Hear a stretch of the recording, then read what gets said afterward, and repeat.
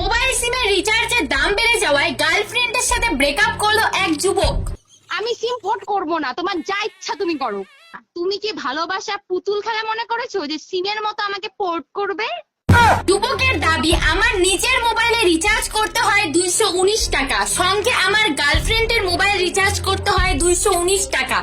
হ্যাঁ, যদি আমি সিম রিচার্জ করে না থাকতে পারি, তোমাকে ফোন না করেও থাকতে পারবো। Good bye. এই শুনে নেটিজেনরা যুবকটির চিন্তা ভাবনাকে আদর্শবান বলে মনে করেছে। আসলে কি হয়েছে ফোন রেকর্ডটি শুনে নিন। হ্যালো। হ্যালো। হ্যাঁ বলো। কি করো?